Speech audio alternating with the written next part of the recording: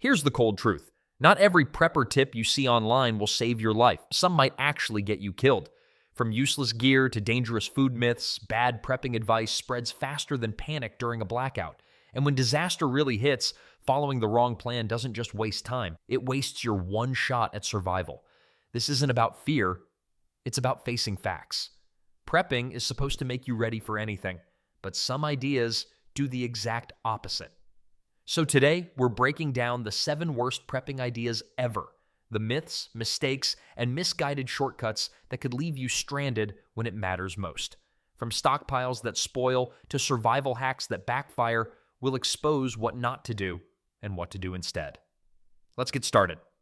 Number 1, stockpiling only canned food. Let's get one thing straight. Canned food isn't a survival plan, it's a shortcut disguised as security. Sure, those shiny metal towers of beans, corn, and soup stacked high in your pantry look impressive. It gives you that warm, smug feeling, like you've outsmarted the system. But feelings won't save you when reality hits. Depending entirely on canned goods isn't preparation. It's one of the biggest rookie mistakes in the prepping world. Canned food gives off the illusion of safety because it's familiar. It's easy, it's available, and it looks like it'll last forever. You can touch it, stack it, count it, and that triggers something primal in your brain. You see abundance. You feel control. But survival isn't about how much food you see. It's about how much fuel your body can use. Here's the harsh truth. Canned food was never designed for long-term survival. It was built for convenience. Soldiers in trenches, factory workers on lunch break, and families who didn't have time to cook. It was a product of industrial comfort, not collapse resilience. And yet, preppers everywhere build fortresses of metal cans thinking they've cracked the code to long-term safety. When the grid's down and survival mode kicks in, that convenience turns into a curse. Canned food is heavy, bulky, and nutritionally lopsided. Each can gives you a false sense of abundance, but delivers poor returns. Loads of sodium, minimal protein, and barely any vitamins your body actually needs to function under stress. You'll get more salt than you could ever need, and enough carbs to keep you bloated for days. But where's your fiber? Where's your vitamin C, your potassium, your clean fats? You won't find them in that can of spaghetti or condensed soup. At first, you'll tell yourself it's fine. You'll crack open a few cans, heat them over a flame, and think, hey, this isn't so bad. But give it a week. The texture turns your stomach. The flavor becomes a punishment. Your morale dips, your energy crashes, and your immune system starts begging for mercy. That's not just discomfort, that's food fatigue. And food fatigue doesn't just kill appetite, it kills motivation. You'll start skipping meals, rationing by default, and losing strength when you need it most. A prepper who can't eat is a prepper who can't survive. What most people don't realize is that canned food decays nutritionally long before it expires. Heat, light, and time slowly destroy the vitamins inside. By the time you open that 5-year-old can of peas, you're eating mush with calories, not nutrition. And if your entire plan relies on that, you're not just undernourished, you're running on fumes. In a high-stress survival environment, your body burns through vitamins and minerals faster than usual. Without replenishment, you'll face fatigue, muscle cramps, headaches, and immune collapse. In short, your emergency food can become the very reason your body starts failing. And don't let anyone sell you the canned food lasts forever fairy tale. That's not prepping wisdom, that's marketing. Shelf life depends on perfect conditions: cool, dry, stable. But real-world storage, not so perfect. Temperature swings, humidity, tiny rust spots, or microscopic dents can compromise a can faster than you realize. You might not see it, but bacteria will, especially Clostridium botulinum, the invisible killer behind botulism. You can't smell it, you can't see it, and one spoonful of contaminated food can paralyze your nervous system. In a grid-down world with no hospitals or antitoxins, that's not food poisoning. That's a death sentence sealed under a metal lid. And let's talk about the worst trend of all. People hoarding dollar store cans like they've cracked some secret prepping code. Newsflash, those discount cans are on those shelves for a reason. They're old stock, close to expiration, sometimes dented or heat damaged from bad shipping. You're not prepping smart, you're stockpiling future garbage. When SHTF, that deal can turn into poison real quick. You'll wish you spent that same money on something that actually lasts, like dried beans, grains, or even basic seasonings that make real food edible. There's another thing no one considers until it's too late: mobility. Canned food is heavy and space wasting. If you need to bug out or move locations, every can you carry cuts into your water, gear, or ammo weight. You'll end up abandoning half your stockpile on the first day you realize it's too much to carry. Real survivalists build flexibility into their systems. Food that's light, compact, and nutrient-dense. The kind you can pack, cook fast, and sustain yourself with on the move. Real preppers know better. They don't put all their survival eggs in one rusty basket. They diversify. Grains like rice, oats, and lentils form your base calories. Cheap, lightweight, and long-lasting. Freeze-dried meals bring variety, vitamins, and shelf life that laughs at decades. Honey, salt, and sugar preserve your energy and morale. Peanut butter packs fat and protein in one scoop. Dehydrated vegetables and fruits fill the nutritional gaps that canned food leaves behind. Then, and only then, do you supplement with canned meats, fruits, or soups. Not as your foundation, but as your backup. Canned goods have their role. Quick meals, short-term stability, or morale boosters in rough weeks. But they're not your long-term lifeline. A balanced stockpile isn't just about calories. It's about performance fuel. You're not just surviving, you're working, moving, bending, adapting. Your body becomes your most valuable asset, and what you feed it determines how long it runs. Because in a real crisis, you don't want a pantry full of sodium and regret. You want a food system that's light, efficient, and alive. Food that keeps you sharp, not sluggish. So yeah, keep a few cans. They have their place, but don't fall for the illusion that a wall of metal equals safety. That's not preparedness. That's complacency dressed as confidence. And in survival, complacency kills faster than hunger ever will. Number 2, relying on a generator without fuel storage. Everyone loves the fantasy. The power goes out, the street goes dark, and suddenly the neighborhood panics. People fumble for candles and flashlights while you stroll out back, pull the cord, and that sound breaks the silence. The deep, confident hum of your generator kicking to life. Your house lights up like a beacon in the storm. You feel powerful, untouchable, the hero who planned ahead. But here's the cold truth. Without fuel, that generator isn't a lifeline. It's a $1,000 noise machine that drinks gasoline you don't have. Most preppers stop at the purchase. They buy the generator, check the mental box. I'm ready. But that's where the illusion begins. Because fuel is the real currency of backup power, and it's far more fragile than people think. Gasoline doesn't last forever. It starts breaking down in just a few months. The ethanol separates, moisture seeps in, and the chemical balance that made it flammable starts turning to sludge. Try running that through your generator, and you'll find out real fast. You didn't buy a power source, you bought a maintenance nightmare. Even with stabilizers, stored fuel has limits. You can stretch it, not preserve it indefinitely. And if we're talking about a real long-term collapse where the grid stays down, that little stash in your garage, it's nothing. Gas stations run on electricity, so once the grid's gone, the pumps are dead. Deliveries stop. Whatever fuel is left becomes liquid gold, rare, precious, and dangerous to possess. In that world, no one's buying gasoline. They're fighting over it. Trading stops, theft starts. People will siphon, steal, or kill for a gallon of what you stored. And if you're relying on a gas generator as your lifeline, congratulations, you've just made yourself a walking target with a neon sign that says, fuel inside. Let's not forget another problem, noise. Generators are loud, really loud. You might as well announce your survival to the whole block. When everyone else is freezing in the dark, the sound of a running engine is a siren call to desperation. It doesn't matter how well armed or fortified you think you are, if people hear power, they'll come. And once they come, it's not a question of if, but how far they'll go to take it. That's the brutal truth. A generator without sustainable fuel is just ego in a metal box. It gives you the illusion of control while quietly setting you up for failure. Because survival isn't about comfort, it's about continuity. Real preppers don't build systems that rely on constant feeding. They build systems that feed themselves. That's where the real power lies, in renewables. Solar panels paired with deep cycle batteries can run quietly, indefinitely. Wind or hydro systems can trickle charge your essentials day after day.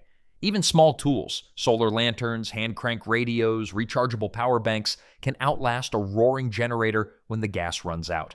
Because in a long-term blackout, the winner isn't the one who burns the most fuel. It's the one who doesn't need any. So sure, keep your generator. It has its place. It's a bridge, not a lifeboat. Something to get you through the first week, not the last month, but understand what it really represents. Temporary power, not true preparedness. The noise might make you feel in control for a night or two, but when the last drop burns and the hum fades into silence, you'll realize something most people learn too late. Power doesn't come from gasoline. It comes from foresight. Number 3, keeping water filters but no stored water. This one's almost comical. You've seen them, the so-called preppers, showing off their $100 water filters like they've outsmarted Mother Nature herself. They'll brag, "I don't need to store water. I'll just purify it from the creek behind my house." Sure, genius. And when that creek turns into a chemical soup or dries up completely, what's the plan? Chew on the filter and hope for rain? Here's the harsh truth. Water filters are tools, not miracles. They can't create water, and they definitely can't remove everything nature, or humanity, throws at it. Heavy metals? Nope. Industrial runoff? Not a chance. Radioactive particles from a nuclear plant or dirty bomb? Forget it. When the grid collapses, factories leak, fuel tanks rupture, and sewage systems overflow. That crystal clear stream you're counting on turns into a toxic stew faster than you can say grid down. And that's assuming you even have access to a natural water source in the first place. Urban dwellers? Good luck. Once the taps run dry, fountains shut off, and bottled water flies off store shelves, you'll realize you're surrounded by concrete and desperation. The nearest pond will look like a mud puddle out of Mad Max, and you won't be the only one there. Picture dozens of people dipping buckets into the same oily, bacteria-infested sludge, all of them thinking they're prepared because they watched one YouTube video about emergency filtration. The reality is brutal. You can't filter what doesn't exist. Every seasoned prepper knows the first rule. Store before you filter. Filters are backup, not the plan. They're your insurance policy, not your foundation. Your foundation is stored water, something you can actually depend on when the world stops turning. You need at least 1 gallon per person per day, and that's just for drinking. Double that if you're in a hot climate or if you plan to cook, clean, or keep pets alive. That means water barrels, sealed jugs, tanks, or even rotated bottled water cases. Actual physical reserves, not "I'll find some when I need it" wishful thinking. And don't kid yourself. Filters wear out. Every one of them has a lifespan, a certain number of gallons before the pores clog, the flow slows, or the mechanism breaks. You can't just use them forever. What happens when your miracle filter hits its limit 2 weeks into a disaster? You're left with a plastic straw and a death sentence. People love to prepare for hunger, stockpiling food, ration bars, freeze-dried meals, but thirst is what kills first. You can survive weeks without food, but after just 3 days without water, your body starts shutting down. Brain fog hits, muscles cramp, your kidneys fail, you start hallucinating, your decision-making collapses, and in a survival scenario, that's as good as dead. No filter can fix that. So stop treating your water filter like a golden ticket. It's a tool, a great one, but useless if you haven't done the groundwork. Because when the taps run dry and the streams turn sour, the people who survive won't be the ones clutching fancy filters. They'll be the ones sitting on stored reserves and smart redundancy plans. Bottom line, if your entire hydration strategy starts with "I'll find water," then you're not a prepper, you're a gambler. And in a real collapse, gamblers don't last long. Store it first, then filter it. Because when thirst hits hard, the only thing worse than having no water is realizing your plan was all smoke and filters. Number 4, hoarding junk food and comfort snacks. It's tempting to stockpile chips, candy, soda, and other comfort snacks. They feel familiar, fun, and emotionally satisfying, especially when stress hits. But here's the harsh reality. In a real survival scenario, these foods are more trap than treat. Empty calories and high sugar content might give you a short-lived energy spike, but it's immediately followed by a sugar crash that leaves you sluggish, irritable, and unfocused. When you're facing extended power outages, supply shortages, or physically demanding tasks, your body doesn't need a quick buzz. It needs sustained energy. Instead of potato chips and soda, aim for high-protein, nutrient-dense, long-lasting foods that fuel your body efficiently. Think canned tuna, jerky, nuts, seeds, peanut butter, powdered milk, and whole grains. These foods keep your energy stable, help maintain muscle mass, and can even boost your morale by keeping you feeling physically stronger and healthier. Here's a survival mindset tip. Comfort is important, yes, but real comfort comes from resilience and energy, not a sugar rush. If you absolutely want a morale booster, limit it to a small treat, like dark chocolate or a handful of dried fruit, instead of filling your stockpile with items that will leave you exhausted when you can least afford it. Number 5, ignoring physical fitness. This one's going to bruise some egos, because let's face it, too many so-called preppers think the apocalypse will be won with gear, not grit. They've got every tactical toy Amazon can ship, rifles with custom optics, solar-powered radios, freeze-dried food for 5 years, and a bug-out bag that could double as gym equipment. But here's the brutal truth. If you can't carry your gear, you don't own it. It owns you. You can stockpile all the tools, weapons, and backup generators in the world, but when it's go time and you're gasping after half a mile, that plan of yours dies before you even reach the tree line. The grid goes dark, the roads choke with abandoned cars, and suddenly it's not a video game, sub. It's you versus gravity, fatigue, and panic. Try dragging a 40-pound pack through the woods while your heart's doing double time and your knees start shaking like bad Wi-Fi. You'll realize real quick that comfort is a luxury, and your endurance is the rent. Prepping isn't about hoarding gear, it's about earning resilience. You might have to walk for days with no sleep, chop firewood in freezing rain, carry gallons of water uphill, haul an injured family member across rough ground. You might have to sprint, crawl, climb, or fight when your body's screaming for rest. And if your only workout is walking from your car to Costco, guess what? You're not a prepper, you're a liability waiting to happen. Here's the kicker. People love to brag about their tactical vests, their concealed carry setups, their shooting drills, but skip the part where they train their bodies to actually survive. You can't shoot your way out of exhaustion. You can't barter for lung capacity. And there's no subscription service that'll deliver stamina to your doorstep. When things fall apart, your endurance is your currency. And most people are already bankrupt. Your body is your first weapon and your last line of defense. You don't need a six-pack or Navy SEAL abs, but you do need functional strength, the kind that lets you lift, push, pull, climb, and move without hesitation. The kind that doesn't quit when the terrain gets ugly. When comfort disappears, and it will, your body becomes the only machine that matters. Think of it this way. Your gear, your generator, your bug-out vehicle, all of it requires maintenance. So why is your body exempt? Every push-up, every mile, every loaded carry you do now, that's a deposit in your survival account. And when collapse cashes out, your body will be the only thing you can withdraw from. You don't have to turn into a gym rat. Just start building capacity. Hike with your pack. Do squats, push-ups, and pull-ups. Practice carrying weight. Learn what fatigue feels like and how to push past it. Train your lungs, your grip, your endurance. Because survival isn't about strength. It's about staying strong enough to keep going when everything around you wants to stop. So if your prepping plan doesn't include physical conditioning, let's be honest. You're not preparing, you're cosplaying. The harsh truth? When the grid fails, your muscles are worth more than your money, your morale, or your MAR-ES.